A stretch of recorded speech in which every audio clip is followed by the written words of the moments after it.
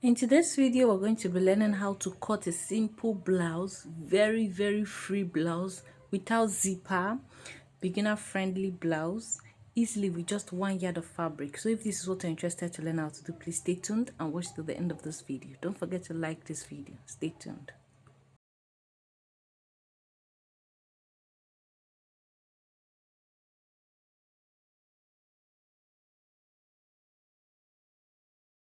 So my beginner friendly friends, you know that I always try to come through for you guys. In today's video again, this is just 1 yard of material that we're working with, and it's called a pulley.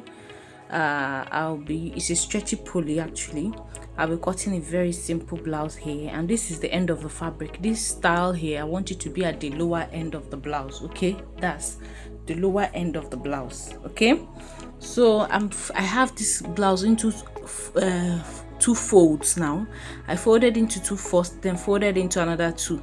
So look at it, you know that it is just 1 yard, so you have to do proper maximize the material you have. Okay, so at this point I'm checking out the length of my blouse. Okay, so for the length of my blouse I want to work with 25 inches.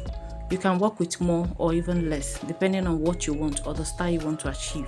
So I just marked out the point that I'm going to be cutting out, because this will be my starting line.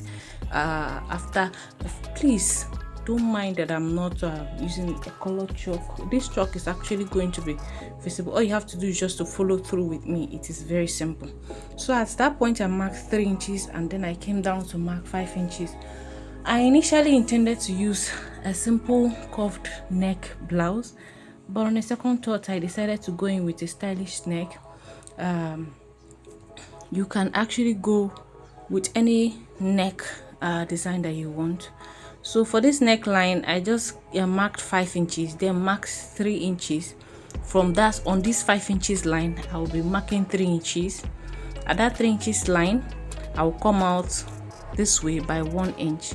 You can even come out by half inch depending on how much you want, but I just used 1 inch.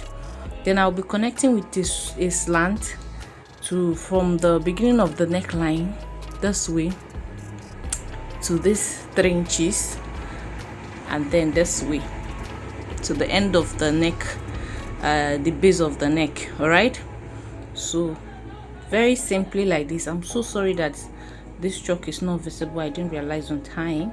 However, when I'm cutting out this blouse, it will be very clear. Okay, so just stay tuned and watch. You understand it. So from this line, okay, normally if I was not doing a cut together blouse, I would have marked out my shoulder, but because this is a cut together blouse, I'm cutting the sleeves together with the whole blouse. So I went ahead to mark straight up to 16 inches.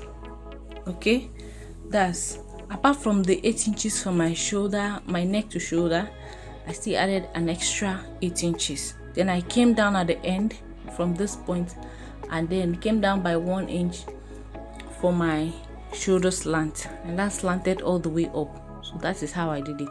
Now at this point, the end of the fabric, I'll be coming down by 9.5 inches. This will be for my sleeve, my round sleeve. Okay, so I marked it, and at that point I also measure out my chest measurement, that's my bust measurement, plus my sewing allowance. Okay, this is a very simple blouse. No dart needed, no zipper needed.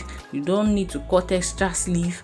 Everything is just cut together. A very simple blouse that you can rock with whatever this you want to wear it with. And you must not even use poly for this particular design. You can use other fabric, chiffon, whatever you deem fit. So I'm just going ahead to mark my bust measurement plus my sewing allowance, my waist measurement plus my sewing allowance. Then I slanted it all to the end of the fabric. As simple as this. So practically this is almost everything for the cutting of this for the marking of this blouse. So I'm just cutting it out following the marked lines.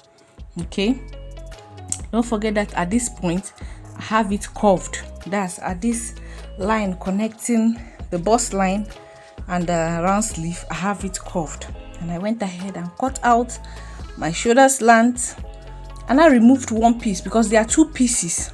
Okay, if you folded your material rightly, you'll be having two pieces. So I removed one piece, and that piece will be for my back neckline.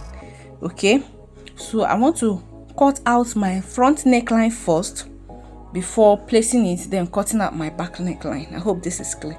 So please, this is the neck design that I'm working with.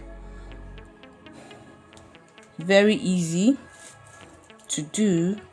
So after doing this, I'll be placing it right on the back of the material. Let me open it so you can see how it looks. Okay, this is how I want it to look. Then I'll be placing this at on the back side of this material, then cut out the neck depth that I want to use for my back. I don't want to use up to 5 inches. I want to use up to 3 inches. So you mark 3 inches or mark whatever neck depth you want to use. You want to use 2 inches, fine. 1.5 inches, fine.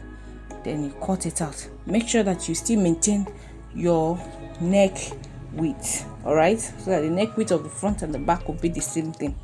Now once you are done with this, you are practically almost done with this blouse. All you have to do is to cut a facing for the neck areas, the front and the back. Okay, if you want to use a piping, you can pipe it. Then also the sleeve, you're also going to fold it. If you want to still use a piping or a bias, you can do that.